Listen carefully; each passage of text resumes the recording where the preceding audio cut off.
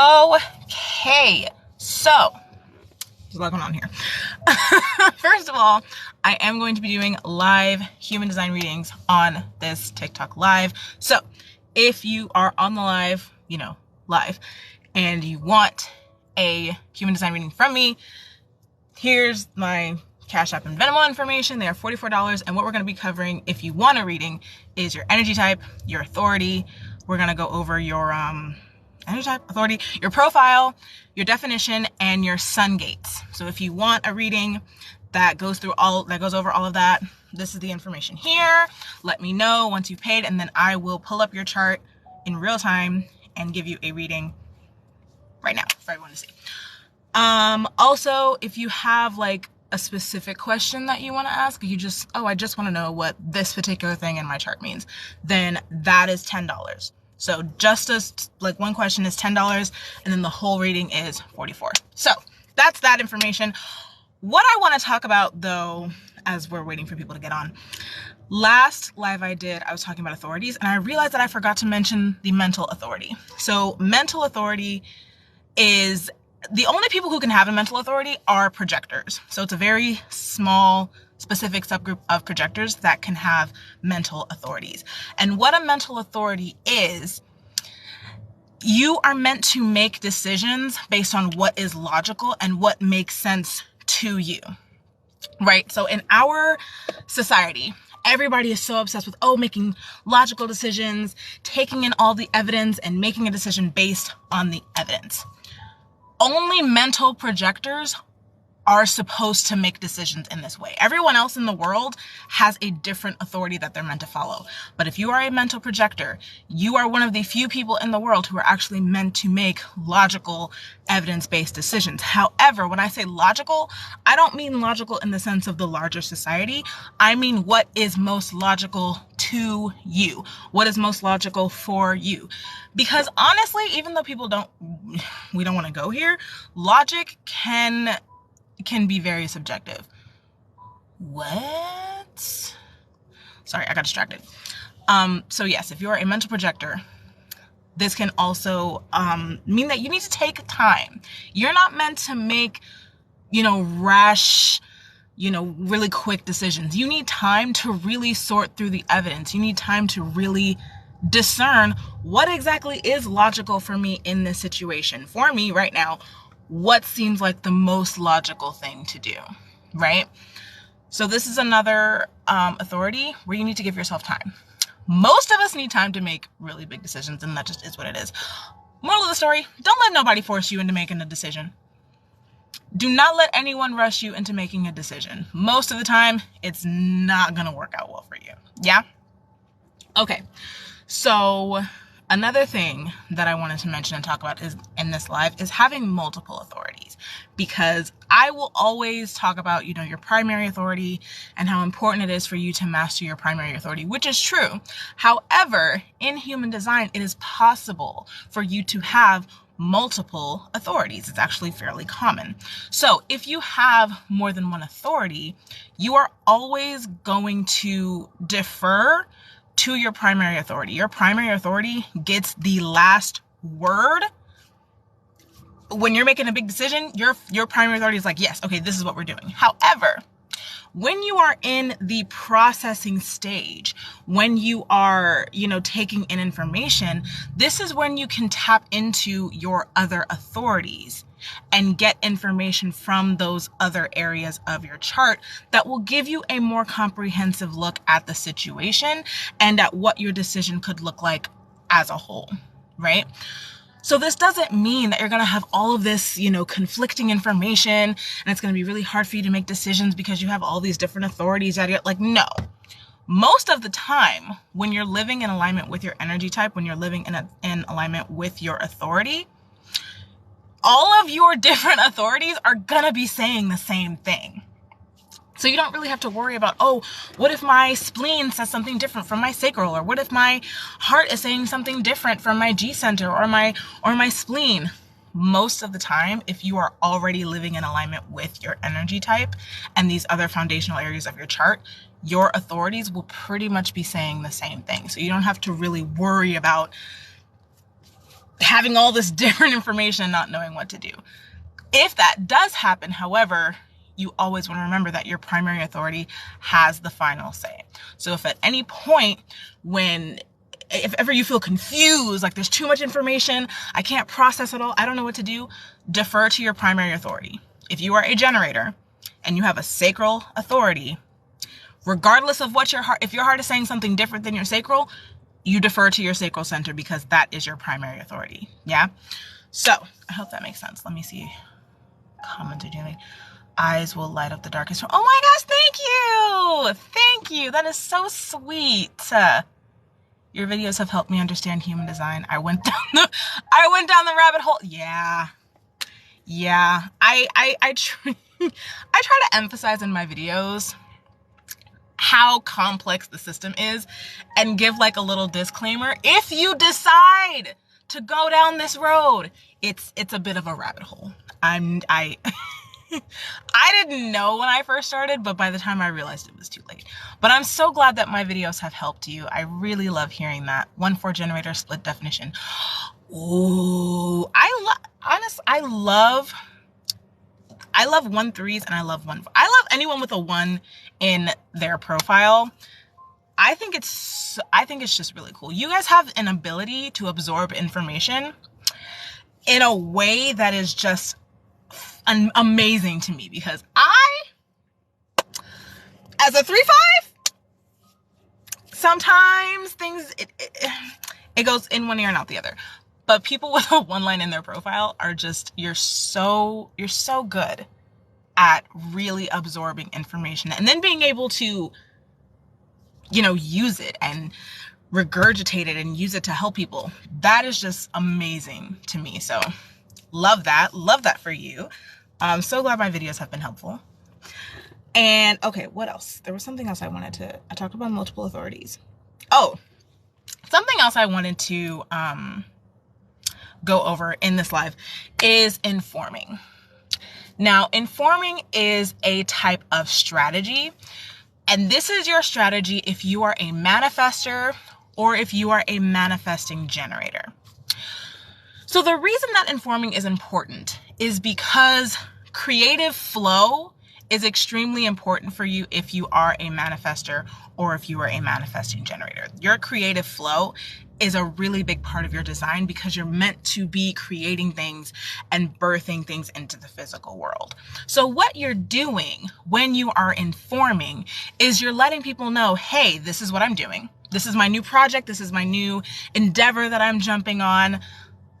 This is what's happening. Now, I want to be very, very clear. When you are informing people, you are not asking for permission. That's not what we're doing when we're informing people. And a lot of people get that confused, especially manifestors, because manifestors don't like being told what to do. They're like, why do I need to tell people what I'm doing? Like, I don't want to do that. It's not asking for permission. You are simply letting the people around you know what is going to happen. And another reason why you want to do this is that as a manifestor or a manifesting generator, you might not always want to finish the things that you start. So in order to make sure that what you create can still survive once you leave, you want to inform people so that the people who want to jump on with you have the opportunity to do so. So that when you decide to leave, you can hand it off to them and it can still, grow and thrive without you.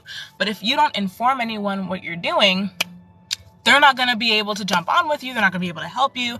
And then once you want to move on from this, you feel stuck. It's like, well, I have this thing and now I don't know what to do with it. So when you inform, you are allowing people the opportunity to jump on and help you and take over when you want to leave. It will also keep people from interrupting you. And I've experienced this as a manifesting generator. If you are a manifester, once you get in your creative flow, if you are pulled out of that creative flow for any reason, number one, it's extremely annoying. It is, it's maddening because it's almost kind of difficult to get back into that flow once you've been pulled out of it. But when you inform people, hey, this is what I'm doing, you can tell them, don't call me right now. Don't text me right now. Don't, leave me alone for like the next 24 hours because I'm going to be in flow mode. I'm going to be creating. I'm going to be doing all the things. So I don't want to be disturbed.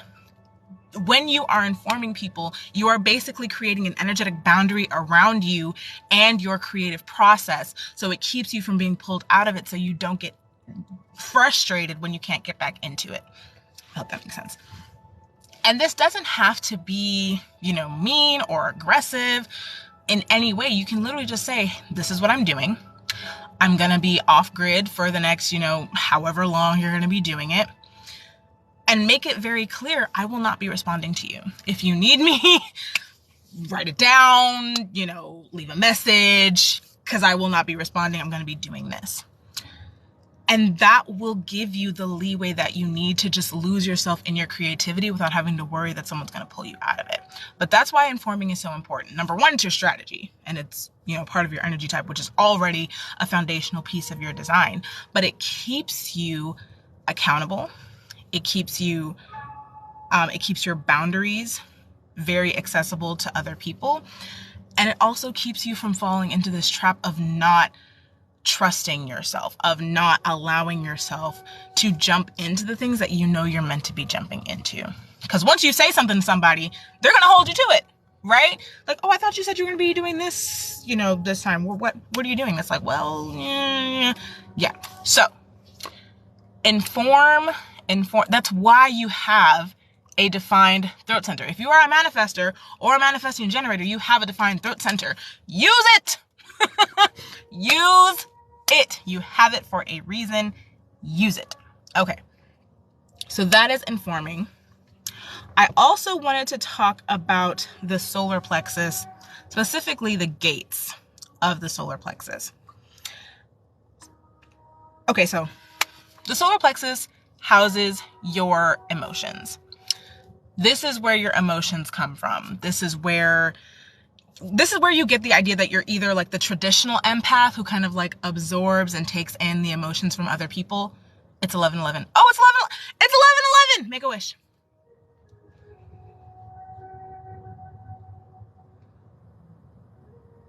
Okay. I hope everybody made a wish. I love 11. I never remember 11:11 until it's like 11:12, and then I'm like, oh, well, I missed it. I'm obsessive over info, birth charts, astrology. Me too! Same. I am absolutely obsessed. I started off with astrology. Got certified in astrology. No, that's a lie. I started with tarot. I got into tarot, and then I got certified to be a reader, and then I got into astrology. And astrology led me to human design. And I was like, oh, this is interesting. So now here we are. What was I talking about? Oh, the solar plexus.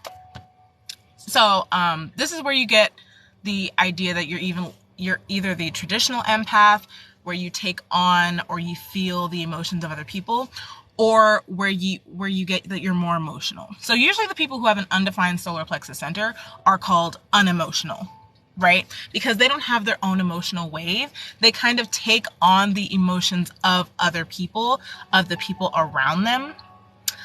And the people who have a defined solar plexus have their own emotional wave. So they can be alone, like no one around them, nothing, just by themselves.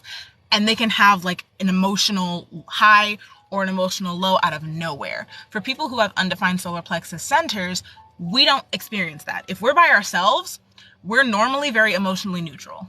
Unless we are reacting to something or we're taking on someone else's emotion, we don't necessarily have that on our own. Like when I'm by myself, I feel like I'm calm, I'm cool, like I'm good, like I don't really feel any high or low emotion. But as soon as I get around other people, or if I'm like watching something sad, or I'm having a conversation with someone and it's like triggering for me, that's when I'll start to feel like an emotion. But if I'm just by myself, it's lit. Like I don't say I don't feel anything, but it's like I'm just chilling, But I have a friend who has a defined solar plexus center, and she'll be by herself, and all of a sudden she'll just start crying. She's like, I don't know where that came from, but I just felt like I needed to cry. I felt very sad in her. I was like, okay. And that is perfectly normal for you. There is nothing wrong with that. But just to show the differences between the undefined solar plexus people and the defined solar plexus people. So the gates of the solar plexus, which are gates, wait, let me look because I wrote it down. Gate 6, gate 22, gate 30, gate 36, gate 37, gate 49, and gate 55. Those are all the gates in the solar plexus. So if you have a completely open solar plexus, that means that you don't have any gates of your solar plexus defined. So this wouldn't actually apply to you if you do have a completely open solar plexus. But even if you have an undefined solar plexus, you still might have some of these gates defined. So I'm going to go through them right now.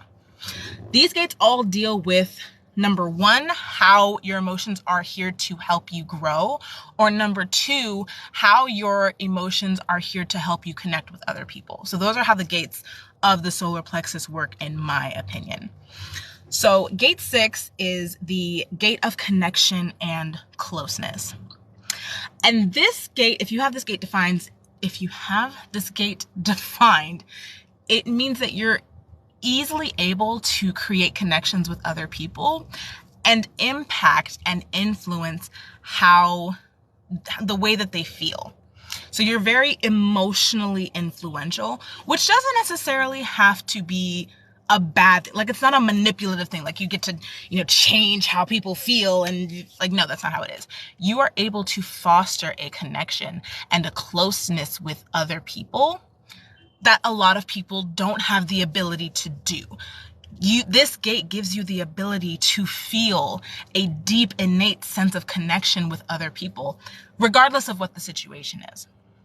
Because for some people, they can do it, but it has to be in the right situation. It has to be the right circumstance, has to be the right kind of person, blah, blah, blah. But if you have gate 6 defined, you can do this. You can create this connection with pretty much anyone. I just spit all over my car.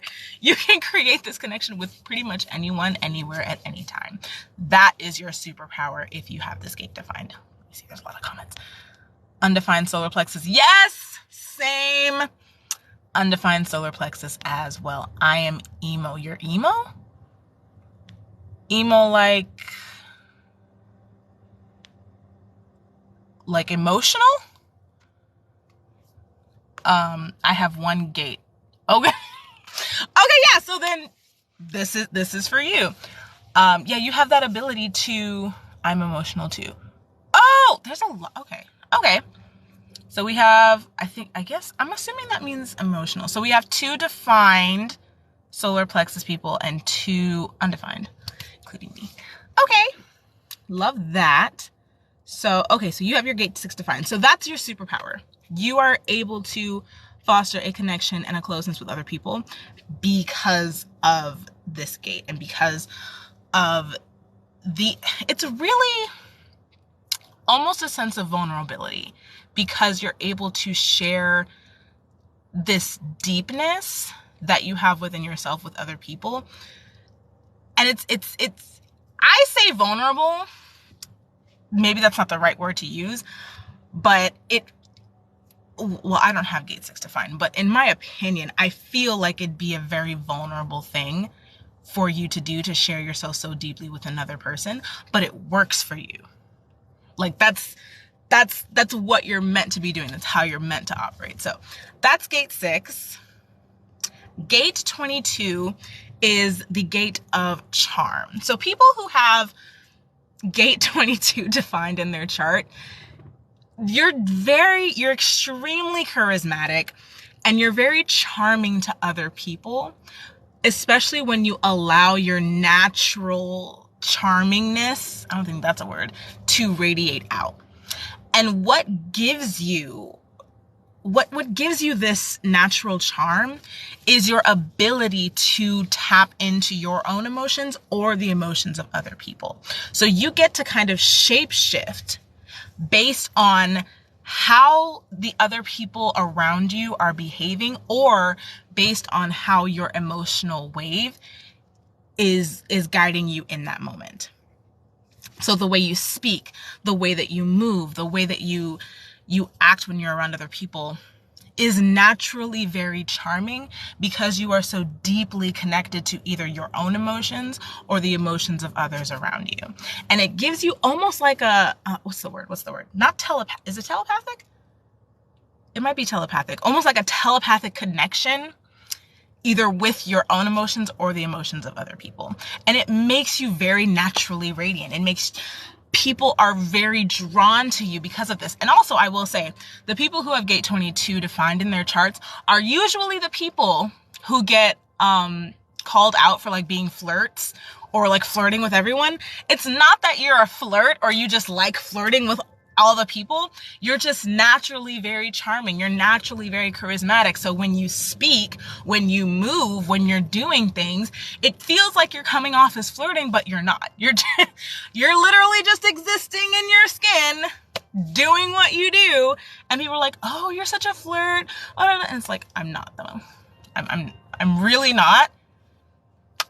It's just me. Like I'm just naturally charming. People with gate 22 defined are also the ones who are just naturally very well liked. Like people just like you. They might not even know why they like you. They don't even know why they're drawn to you. They just are. And it's like, well, it is what it is. So that's gate 22. Gate 30, I actually have gate 30 defined. And it is the gate of deep emotions. So if you have gate 30 defined in your chart, you have a consistent and persistent almost need and desire to have life experiences that allow you to feel emotions very, very deeply. And this confused me so much when I first started with human design, because I was like, what the fuck does that mean? Like what? Like I don't get it. But what it means is that you want to experience life so fully and so deeply through your emotions that you seek out experiences that will give you that deep feeling. So for me, I've noticed it the most in my relationships. I seek out very intimate, very, very serious and very deep relationships because that gives me a very deep feeling of calm, a very deep feeling of safety, of love, of being nurtured, of being able to be nurtured by another person. I find in my relationships, I seek very deep, loving emotions and very deep experiences through my relationships. And that's, I've had a lot of relationships in my life. So I think that's how I primarily experience very deep emotions, is through my relationships. However, I have a friend who also has gate 30 defined, and she is a thrill seeker. For her, being in a situation like she's gone skydiving and she's done bungee jumping and she does all of these very, extreme sports, because when she is in that situation, she feels very deep emotion. She feels freedom. She feels clarity. She feels like this expansiveness when she allows herself to be put into these situations. And that's how she experiences these very deep emotions, is through her adventures and through thrill seeking. For me, it's emotions. For other people, it could be motherhood. It could be through their career. And that's how they experience these very deep emotions. If you have this gate defined, what I personally would say from my own experience is figure out where in your life you find you experience these deep emotions the most, and put a lot of your focus there. Because when you really allow yourself to feel these deep emotions, happiness, joy, fulfillment, excitement, even negative emotions like anger or sadness, you are fulfilling the needs of this gate by allowing yourself to open up to these emotions. Even if, it's not always positive, or even if it feels like, the emotion is too strong and too deep, like it's gonna, consume you. It's not going to consume you. And the more that you allow yourself to experience these emotions, the better that you will get at being able to hold them. Yeah. And that's the real power of this gate. You have such a capacity to have and hold these very deep, very powerful emotions. And a lot of people don't have that. There's a lot of people who can't handle having these very deep, passionate emotions. But for you, it is so necessary in order for you to feel happy, to feel fulfilled, is to have these emotions in your life and to feel them very deeply. Okay, so that was gate 30. Gate 36 is the gate of emotional transmutation. And I love this gate. I don't personally have this gate defined, but I love what this gate is and what it stands for. So gate 36, if you have this gate defined, it means that you are naturally gifted at helping others work through their own emotional trauma, which in this day and age, honey, who ain't got emotional trauma? Raise your hand if you ain't got emotional trauma. And where have you been living? What rock have you been living under? Because let me tell you, some of us weren't so lucky. So with this gate, if you have this gate defined, I have this. Yes. Oh, I love that. So if you have this gate defined, you are naturally gifted at helping others work through their emotional trauma. And this is for a few reasons. Number one, because you've probably experienced your own trauma. You've probably experienced your own emotional trauma and you've learned how to work through it. But also because you feel things so deeply and because you have experienced things already that have caused a rupture within your own system, you have a deep, oh my God, what's the word I'm looking for? Understanding of how to help others work through their own emotional turmoil. Emotional challenges for you actually do make you stronger. And I'm not saying this in like, oh, if it doesn't kill you, make you stronger. You know, you shouldn't complain about your emotional trauma, because no, that is not what I'm saying. What I'm saying is that when you experience an emotional trauma and you work through it and you move through it, you actually do come out on the other side better because you have been able to synthesize that experience and take the wisdom from it so you can now use that to go and help someone else. I'm gonna be real honest, not everyone is able to do that.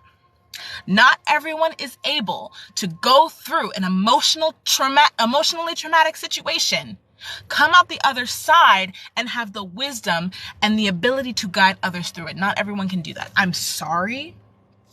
My personal opinion, not everyone is able to do that. That is the power of this gate. And if you have this gate defined, that is one of your emotional superpowers. And it might not feel like it. Like you might be at a point in your life where you're still working through some of these things. You're still trying to figure out how to deal with your own emotional trauma. And then I'm like, oh, you're the emotional guy that's going to help us all work through our trauma. And you're like, what? No. Look here. No. But I promise you, when you do get to the other side, if you're not already there, you are going to have such a capacity to help others heal from their own emotionally tumultuous experiences. I'm using a lot of big words right now, and I'm not sure why. But yes, so that is your superpower. I will say, however, with this gate specifically, you do want to be a little bit careful, because I have seen with some of my clients who have this gate defined, they unintentionally will seek out emotionally traumatizing situations in order to learn from them. I'm not saying they're doing this on purpose. I think it is completely unintentional, but you want to be very aware and you want to be very cognizant of when you're going to make a decision or when you're entering into a relationship or anything like that. Am I doing this because I really feel like it's the right thing for me? Or am I unconsciously trying to put myself in an emotionally tumultuous situation? Let's let's be a little aware here, you know? So yeah, just be aware. I don't want to scare you or anything, but just, keeping you abreast of part of the shadow of this gate. Okay, so now we have gate 37. And gate 37 is the gate of community connection. Now, I think this is a beautiful gate. However, I think that people who have this gate might have a little bit of a hard time with it, because the people that have gate 37 defined, you have a need, a desire to be around your soul family, your community, the people who you have created a deep, intimate bond with, a deep connection with. Once you've created that connection, once you've established a relationship with this community of people, you feel a deep need to be around them a lot of the time. Yeah. But the other thing about it is that you are easily able to create that connection with other people fairly easily and bring them into your circle of community. So you're constantly kind of in this space where you want to be with this group of people, but at the same time, you also feel this need to bring others in and create more connections and bring them into your community. You have a desire to build community and to build connection with other people. Now, the reason that I say this gate can be a little bit difficult for people right now is because there's a lot of division. There's a lot of division going on in certain, ethnic communities and, other politics and all these things. There's a lot of division going around. And for people who want to create connection, for people who want to build community, for people who want to have this solid group of friends or family, sometimes it can seem like, oh, that's impossible because everyone seems to be on the opposite side of something. But I don't want you to get discouraged by that. I don't want you to be like, well, I can't create community with these people because they don't agree on this. And, they don't like this and she doesn't like this and they like this. And no. The reason why this gate is so powerful is because your ability to create community and create connection pretty much transcends any physical limitation that you might see. That doesn't mean it's going to be necessarily easy, because you're dealing with people, you're dealing with humans, and there's a lot of people who aren't able to see past certain differences. Some of those are justified and some of them aren't, but your superpower when it comes to this gate is that you're able to see where we are more similar than we are different. So you're able to create community and create connection because you see intimately where we are all the same and how we can all help each other. And that allows you to create this net and this circle and this group and this community because hey, I know you two don't agree on this, but she has this and she has this. And if you put these two together, you could really help each other. You could change the world if you just put these two together and set aside your differences for what you actually have that are the same. I hope that makes sense. It makes sense in my head, but I'm obviously the one saying it. So, let me know if that makes sense. But yes, so gate 37, very, very powerful gate, but it does require you to be a little bit open and be almost vulnerable to a point, not so vulnerable where you're just pouring out your whole life story, but letting your emotions kind of guide you when it comes to creating this community and creating this connection with other people. Yeah? Okay. Cool beans. Gate 49. Oh, I love gate 49. You know what? I like the gates that shake shit up. I think all the gates have their own place. I think all gates, have their own superpower and are necessary for society. However, for me, personally, I love the gates that are here to shake shit up. And gate 49 is the gate of change and revolution. So people who have this gate defined, your primary goal when it comes to this gate specifically is improving the well-being of society, but not necessarily, impacting society on a global level, more at the level of your own community. So for you, your primary goal is improving the well-being of your own community. And when you do this, you are inadvertently creating like a ripple effect that is going to impact the rest of society as well. So there are people who decide, I'm going to get into politics, or I'm going to be a doctor because I want to change the global, political, whatever the politicians do. I want to change the global health system. I want to do this on a global scale. That's not what Gate 49 does.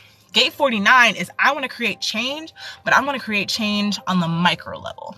I want to create change in my community, with my people, with my friends. I want to help improve our well-being, because I know that as I do this, as I create these sparks of change within my own community, it's going to roll over and affect society as a whole in some way. Like innately, I know that. So I don't have to worry about going out and changing the world and changing society.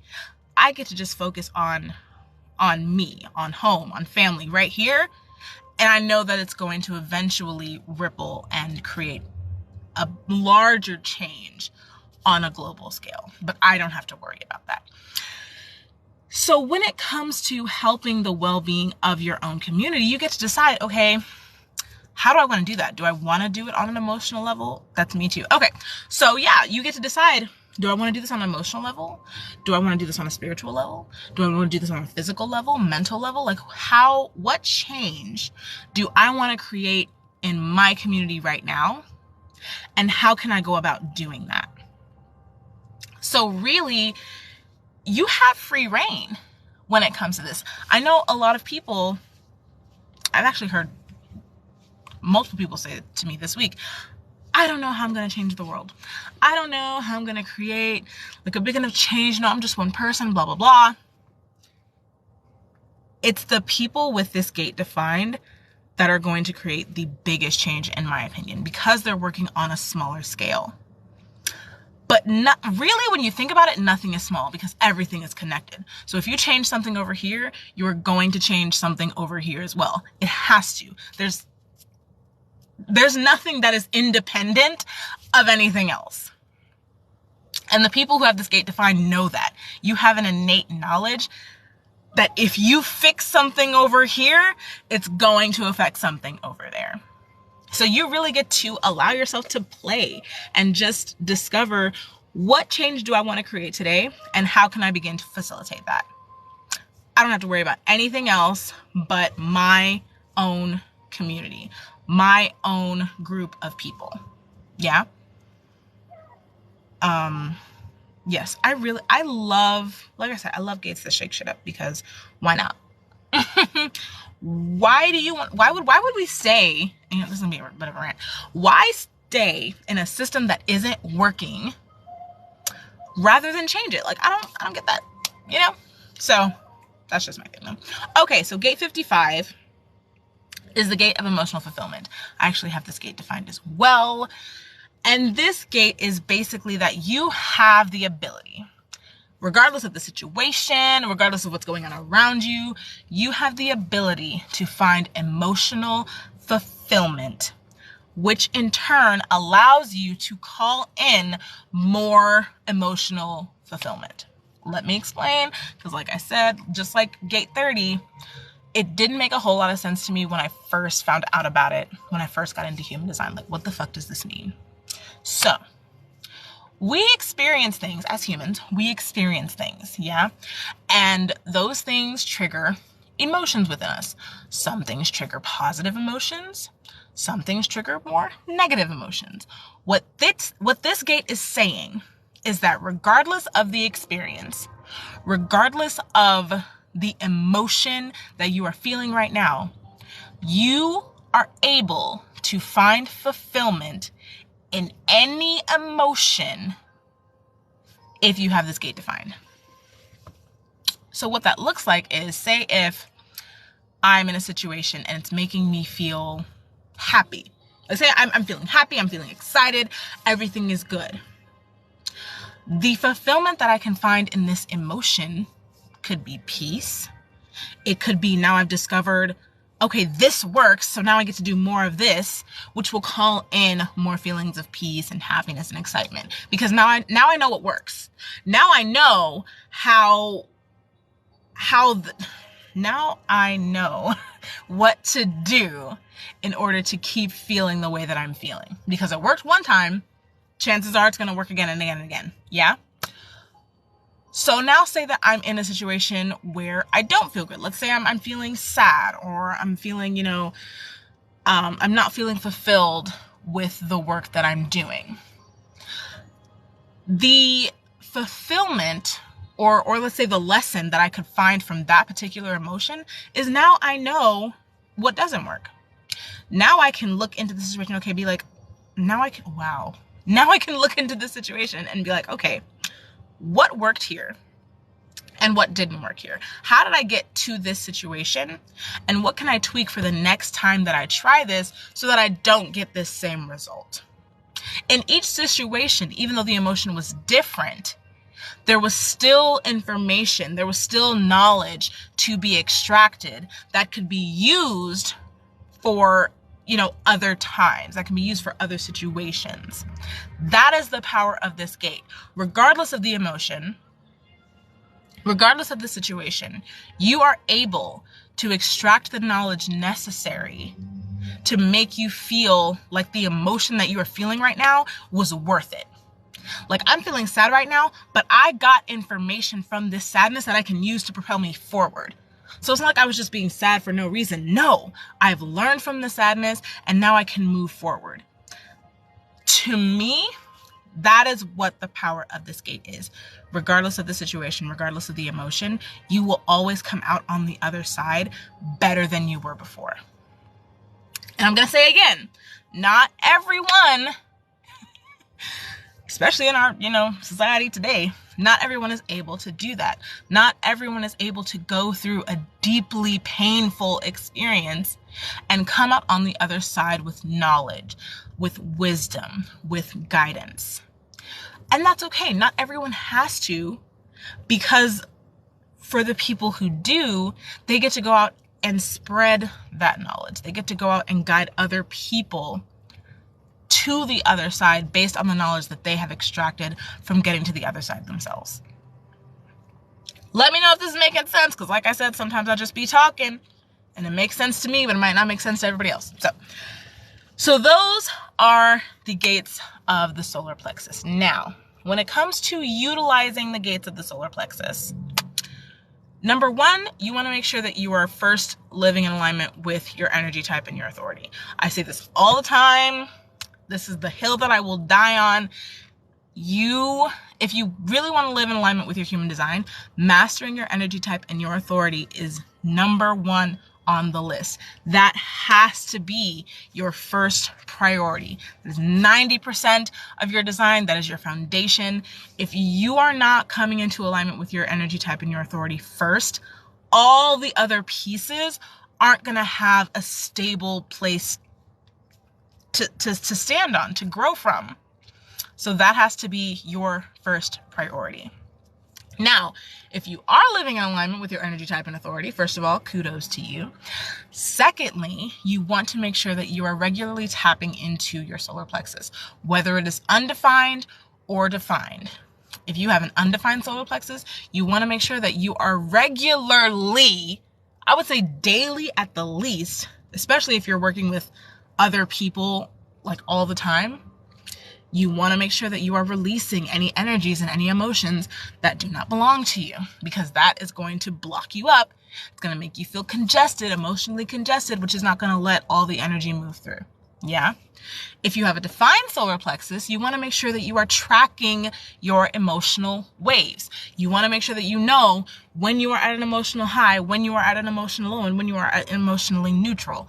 That is very important information for you to know, because your connection to your solar plexus is what is going to influence whether or not you are able to utilize these gates to their fullest potential.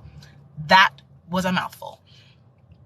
So yes, connection to your solar plexus. Make sure that you're either releasing the emotions that aren't yours, or that you are tracking your emotional waves. So that way, the gates that are defined in your solar plexus, if you have any, are able to utilize the energy there in the best possible way. Yes? I hope that makes sense. Okay, something else that I wanted to talk about, about 15 minutes left. Something else I wanted to talk about is actually, you know what? No, there's one other thing that I wanted to talk about that doesn't have anything to do with gates. Meditation. So meditation has been a huge game changer for me. However, when I started meditating in alignment with my energy type, that's when everything kind of clicked for me. Because for the longest time, everyone thought that in order to meditate, you had to sit cross-legged on the floor with your hands in a mudra, and you had to chant. That is a very specific type of meditation that is not right for every person, especially when we look at it through the lens of human design. So, what I'm going to go through right now are the different meditations that you can do for each energy type. So let's start with generators and manifesting generators. Number one, actually, something else that I want to mention in relation to this is when you look at your human design chart, right? You're looking at your human design chart. The arrow on the bottom left corner, whether that arrow is pointing to the left or to the right, is also going to determine what type of meditation works best for you. So we're going to go over that first. If your arrow points to the left, that means you're more active. So things like sitting down for a long period of time, probably not going to be great for you. I can tell you that right now, probably not going to be great for you. If your arrow points to the right, you are more passive. You are the observer. You're more of a watcher than a doer.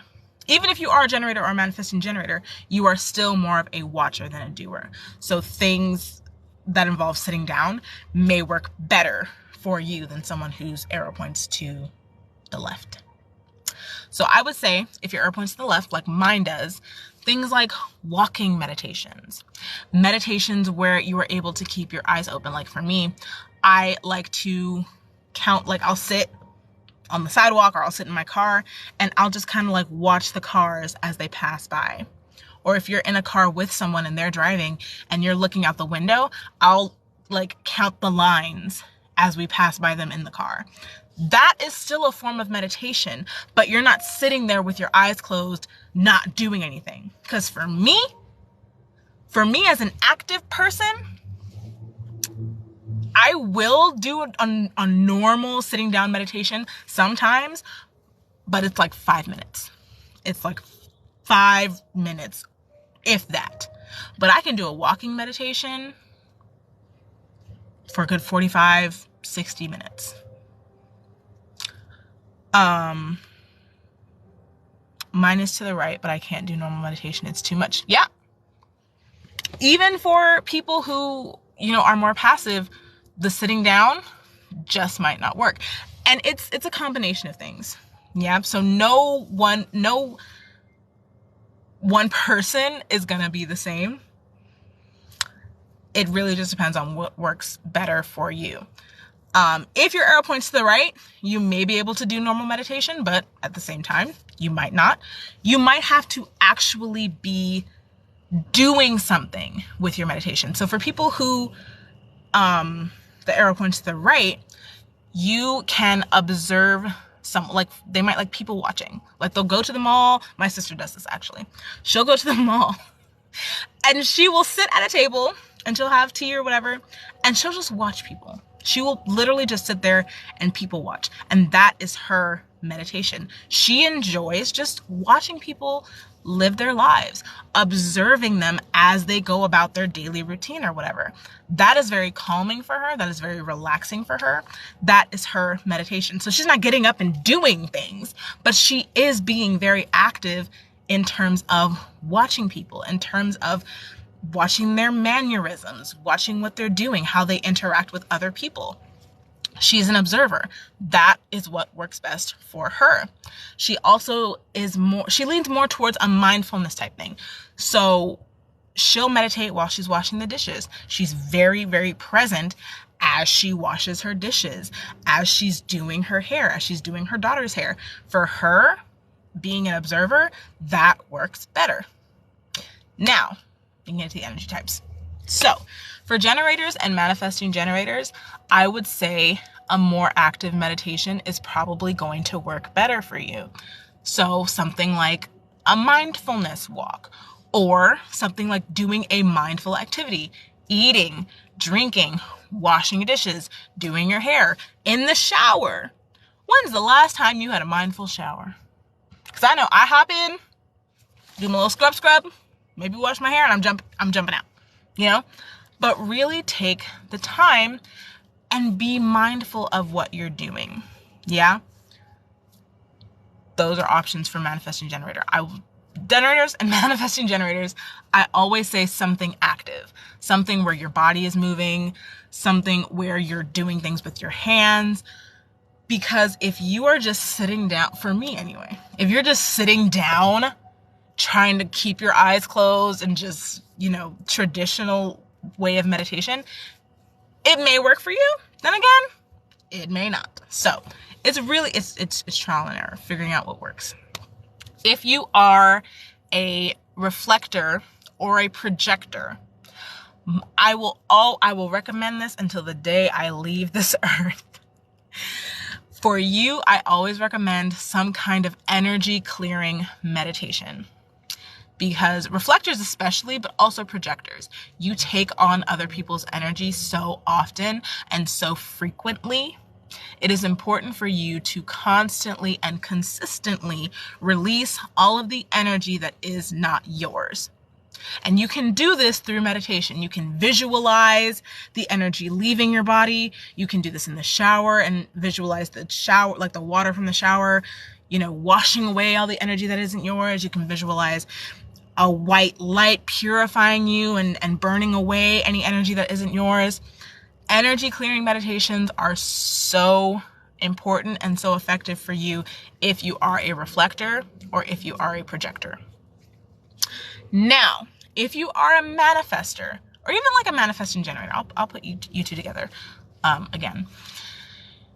For you, I would always recommend a meditation where you are connecting either to your divine wisdom or where you are connecting to your own creativity. So things like sacral chakra meditations, because your sacral center is where you get like life force energy, creativity, all of these very, what's the word I'm looking for? I don't have words today. Your creativity comes from your sacral center. So sacral chakra meditations are really good. Visualizing yourself connecting with your own creativity. So making your creativity into some kind of vessel, I guess. I like to imagine a tree. So I'll go into meditation, either walking or sitting down. Normally I'm walking. And I will visualize my creative energy as a tree. And I'll see myself walking up to the tree, walking around the tree, like getting to know the tree. And then I hug the tree, right? I hug the tree. And then the tree kind of like melts into my body. And I think of that as my creative energy now imbuing my body. And so that I'm ready to, get up and do the things. Any meditation where you are connecting to your own divine wisdom, this could be God, this could be whatever your religious beliefs are, or connecting with your own creative energy is really good. Because as a manifester specifically, but also manifesting generators as well, your creativity is so important. If you are feeling stifled, if you are feeling like you're being put into a box and you're not able to create the things that you want to create, you're going to get angry, you're going to get frustrated, and it's not going to feel good for you. So, manifesting generators and generators, any kind of active meditation, projectors and reflectors, energy clearing meditations. Also for projectors, a really good meditation for projectors specifically is a self-validation meditation. So you just take time and you either sit down or you walk or whatever works best for you. And you just go over in your head all the reasons why you are valuable, all the reasons why you are knowledgeable, everything that makes you, everything that makes you valuable, everything that makes you worthy, just list it off in your head over and over and over and over and over again. Because if you've seen any of my content about projectors, you know how important it is to validate yourself. And that can be a really good, like if you turn that into a meditation, that could be a really good thing if you are a projector. And then for manifestors and manifesting generators, connecting to your creative energy in some way, whether that is through your own divine connection, your divine wisdom, or if it's through actually connecting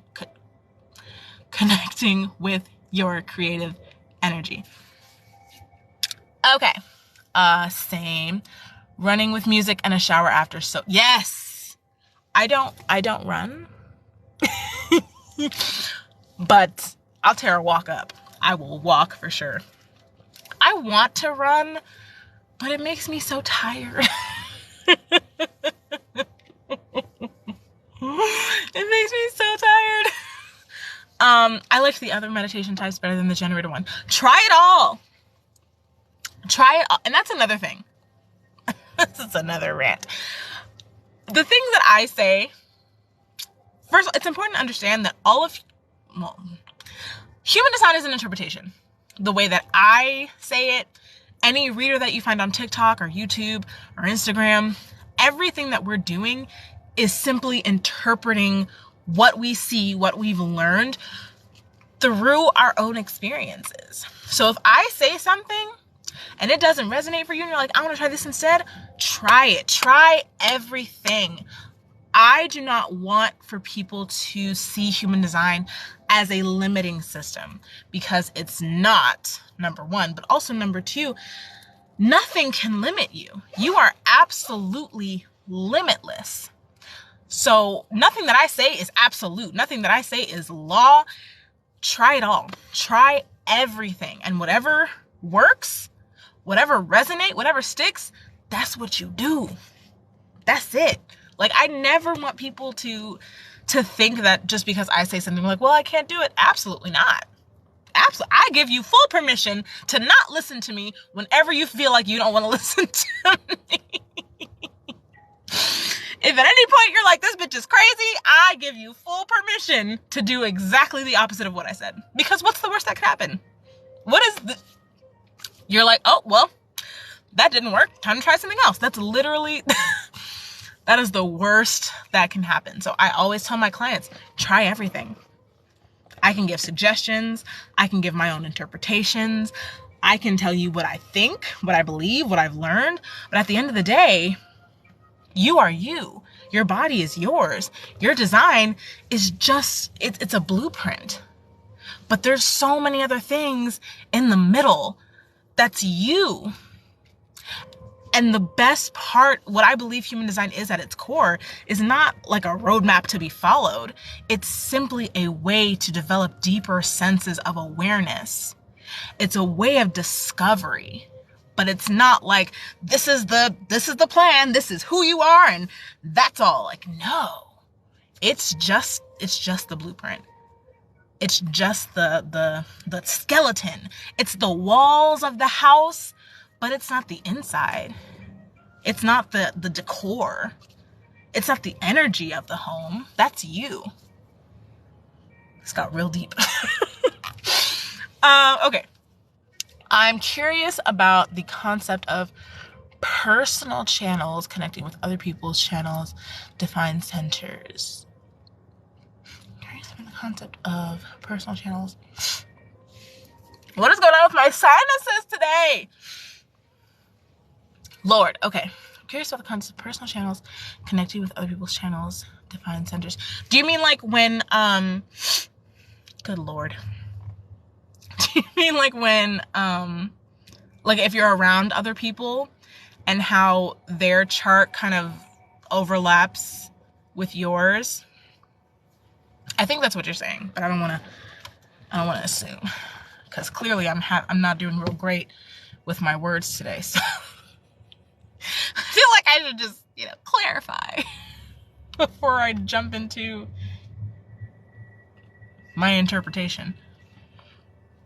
Okay, cool. Okay, yeah. So the idea is you have your design, and say another person, they have their design. Yeah. So when you are, actually, let me go back even further than that. You have a unique energetic frequency, an energetic signature, if you will. Like if you were put up against, what are those things called? Like they have them in spy movies, like the goggles, and they're looking through like the door, and you see the heat signatures, and like if it's cold, it's blue, and the people are usually like red or orange because they're hot, It's kind of like that. Your body is always pushing out energy. It's always giving off a very specific energetic frequency. Everyone is doing this. You're constantly pushing out energy. Infrared, yes. So that is your energy type. You have an aura for your energy type. If you are oh Lord, I should know this. If you're a projector, you have a penetrating aura. If you're a manifester, you have a repelling aura. I think generators and manifesting generators are, I really should know this. Shame.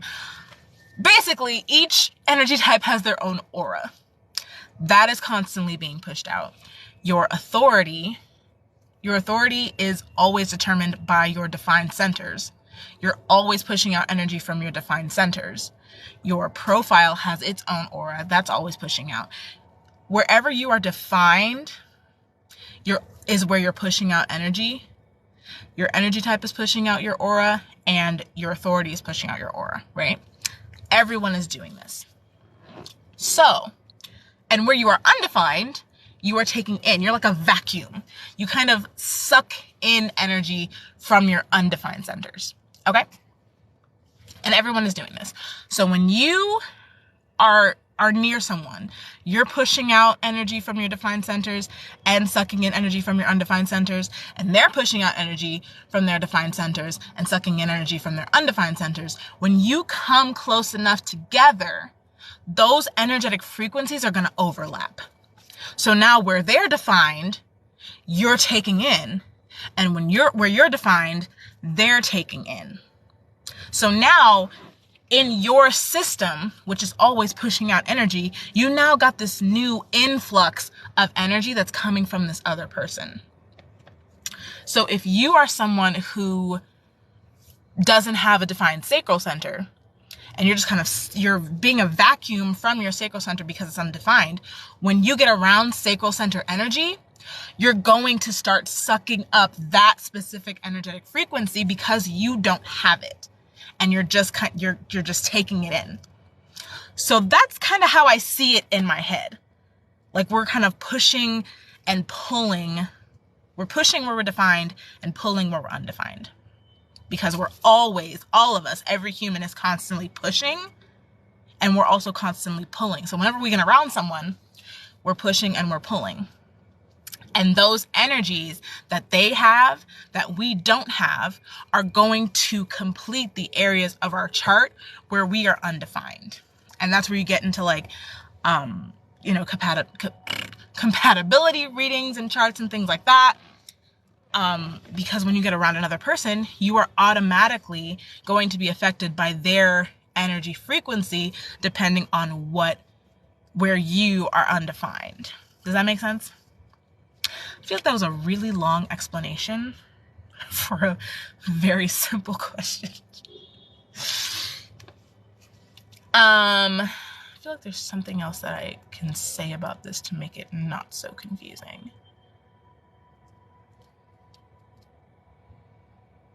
I think that's the best way that I can explain it, and I hope that it made sense.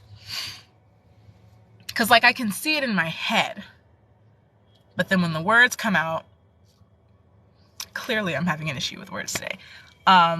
This was great. Okay, great, perfect, wonderful. Okay, I'm glad that made sense. Wonderful. Oh, okay, you know what? Yeah, so I'm going to talk about one more thing and then I'll hop off because I think it's been an hour at this point. Okay, so the last thing that I'm going to talk about is, I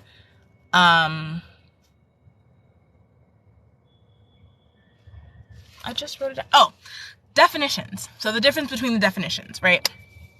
There are 1, 2, 3, 5. I think there's 5 definitions. Single, split, triple split, quadruple split, and no definition. So the way that I like to think about definition, say we have a house, right? And there's different rooms in the house. So if you have a single definition, that means that everyone who lives in that house is all in the same room. Let's say it's dinner time. They're all sitting at the dinner table. They're eating. They're having conversations. They're, bouncing off of They're bouncing off of one another. They're bouncing off of one another. It's a great time. We're having a good conversation. Boom, boom, boom. Whoop, de whoop. Yeah. That's a single definition. All of your defined centers are connected and talking to each other. There's one group. All of your defined centers are in one group. They're in one room in the house. Yeah. If you have a split definition, you might have 3 people in the living room having a conversation and then 3 people in the kitchen having a completely different conversation. That's what it's like having a split definition. So you have one group of defined centers over here, one group of defined centers over here, and each group is having a different conversation. But then, in order for, cohesiveness, when you go to make a decision or something, it takes a little bit longer for you because you have these 2 different conversations, these 2 different groups of people in different rooms that at some point need to come together so that you can then make whatever decision it is that you're going to make. And this either happens when you're around other people or when some other energy comes into your system to connect these 2 centers. Or it just might take a little bit longer. It's not to say that you can't come to clarity on your own, because that's not true. It just might take a little bit longer. You might have to wait for someone to come out of the kitchen and go into the living room and explain to the people in the living room what happened in the kitchen. That might take a little bit longer. But it doesn't mean that if you're by yourself, you can never come to clarity. That's not what it means. It just might take a little bit longer. Yeah. So if you have a triple split definition, now you might have 2 people having a conversation in the living room, 2 people having a conversation in the kitchen, and then 2 people upstairs having a completely different conversation. So it's the same thing. Coming to clarity is going to take a little bit longer because now you have to have someone come downstairs, go into the kitchen, talk about what happened, and then go into the living room, talk about what happened. Because you have 3 different groups that were all having different conversations. And now in order for them to come together and make a decision, someone has to come from each group and be like, hey, this is what's going on. And that might take a little bit. Or when you get around other people who have energy that connects your 3 groups of centers, now you suddenly have a direct channel and everything, flows a lot more smoothly. Everything moves a little bit quicker because now you have that energy that wasn't there before. Same thing with quadruple split. You've got 2 people having a conversation in this room, 2 people having a conversation in this room, 2 people having a conversation in this room, 2 people having a conversation in this room. And the more splits that you have, the more time it takes for you to come to clarity. So that is another thing in terms of honoring your authority and making decisions that you have to take into account is your definition. How many splits do you have? How many different conversations do you have going on at once? And honor that. If you have a quadruple split definition and you're, say, a mental projector, rushing into... Actually, no, I don't even think that's possible. That's not possible to be a mental projector and be a quadruple split. My point is, if you are a quadruple split and you have an emotional authority, a mental authority, or a splenic, not a splenic authority, my brain is not working right now. emotional authority, and lunar authority. That's what it is. Do not allow yourself to be rushed into making a decision, because it's not going to work. And the last definition is no definition. So you only have no definition if you are a reflector. They are the only people who have no definition because they have no defined centers. Your definition comes from your defined centers. So because they have no defined centers, they have no definition. And the reason why they can't be rushed into making a decision is because their authority is based on the lunar transits. So day to day, they could be experiencing different energy, which is then going to cause them to think differently than they did the day before. And that's a whole, thing that I talk to my reflector clients about is, tracking the moon and really having the data of, okay, from this day to this day is where I'm the most clear. From this day to this day is where I make the best decisions for me. So that's very, very important. I will beat this into my clients. It is so, so, so important for you to pay attention to what the moon is doing. It's so important. So that's no definition. The more splits you have in your definition, the more time you need to give yourself to come to clarity. There's nothing wrong with taking your time. Nothing wrong with taking your time. This makes sense with the type of friends I have. I have a split definition and friends help. Yes. Yes. When you have splits and you go around other people, it'll make things much easier because someone is going to be able to complete your chart somewhere, right? Triple split, yeah. Single split, single. I'm a single definition. I only have 3 defined centers and they all talking to each other. So I get very clear on things very quickly. But triple split I have one client who's a quadruple split and she has almost all of her centers defined, but she is a quadruple split. And I was like, girl, are you okay? She was like, no, I'm not okay. Yeah. So also when you're a triple, either a triple or a quadruple, you want to be very, very aware. It's so important to have a very strong level of awareness so that okay, am I really ready to make this decision? Do I really know what I want to do? Or am I being influenced by, fear? Or am I overthinking it? Or am I thinking from one of my defined centers instead of my defined centers? Very high level of self-awareness. Single definition with 2 defined. Oh, yes. I think, and you know what? I want to say most of the world has a split definition. I think it's like 47% of people that have a split definition. And then the other, 45% is single. And then there's a little bit of triple, a little bit of quadruple, and a little bit of no definition. So most of the world, is either split or single. But the triples and the quadruples, y'all, it's a difficult job. It's a difficult job, but somebody's got to do it. And it's honestly, I think it gives you more to explore. I love being a single definition. I think it's great, but there's so much nuance and there's so much there's so much more layers when you have a triple split and a quadruple split definition. That's so interesting. 5 are defined, but I definitely feel the disconnect in mine. Yeah. Split is 46, single is 41, triple is 11, quadruple and no definition less than 2%. Yeah. So I think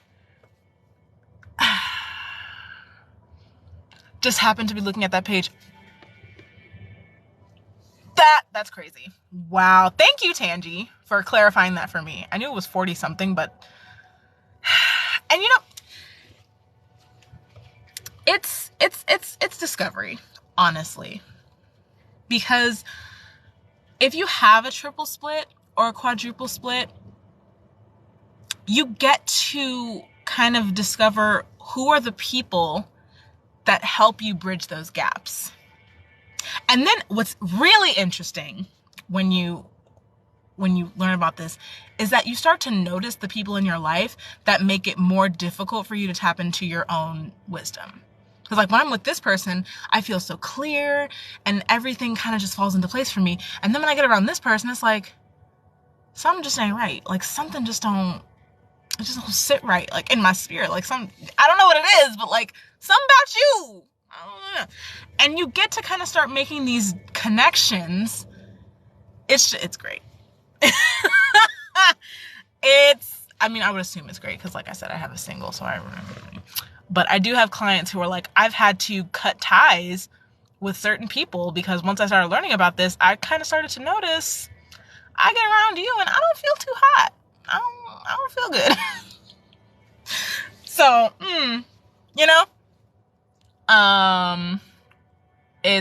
I heard it's good to spend out.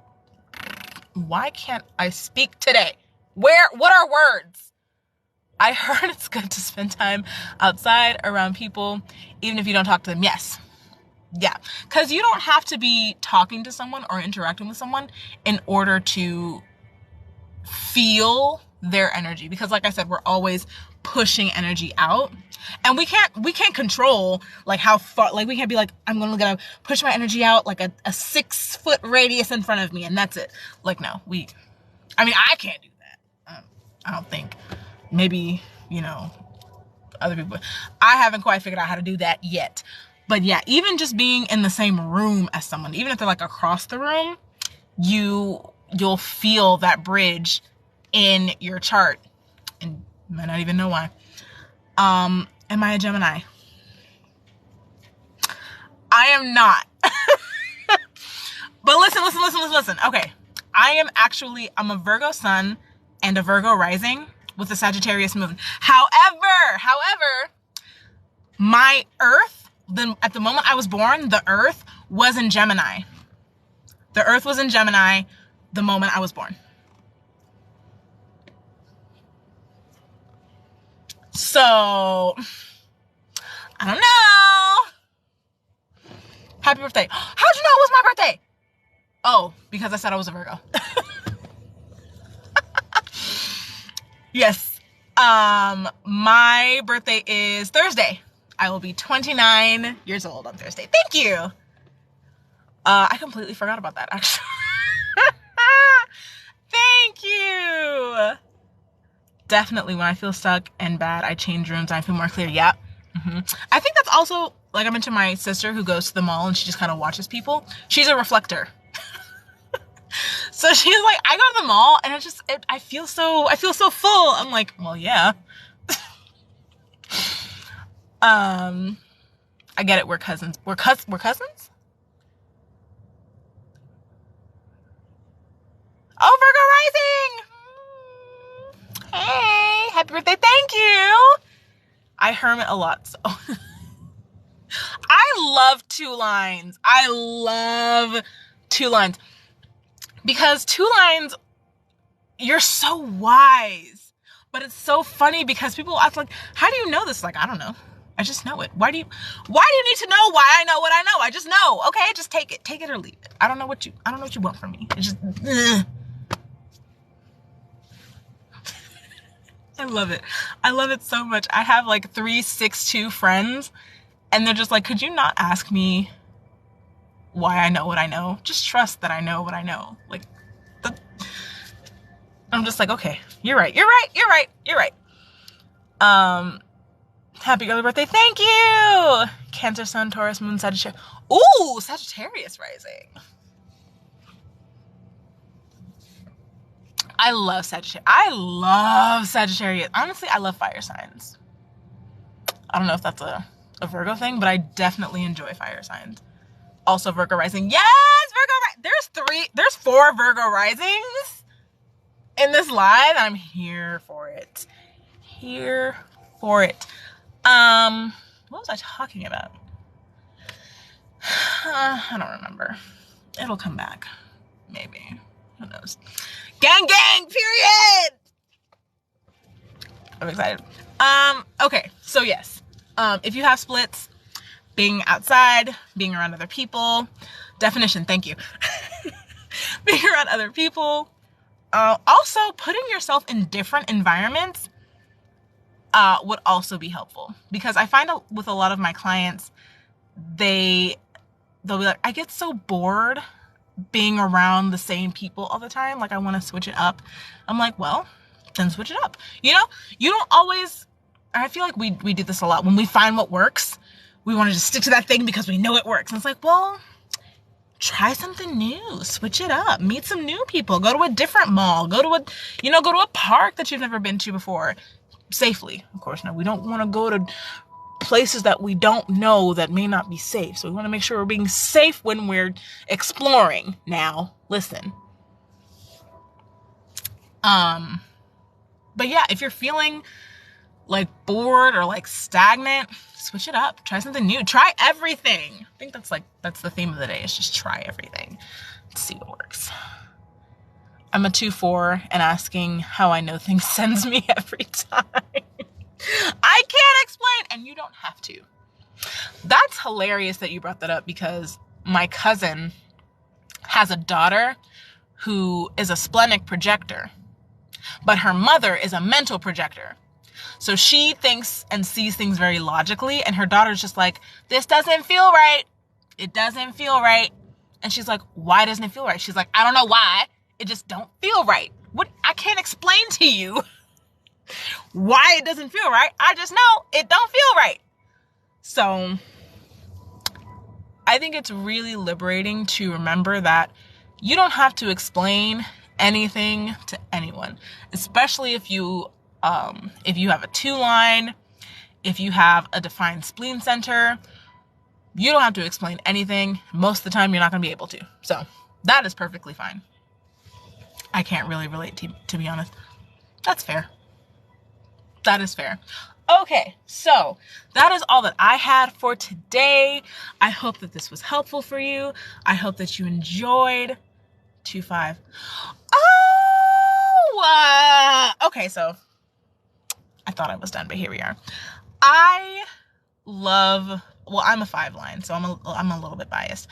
But 2-5s are interesting, because you have this energy of already being very wise, being born a very wise person, but you want to experiment with things.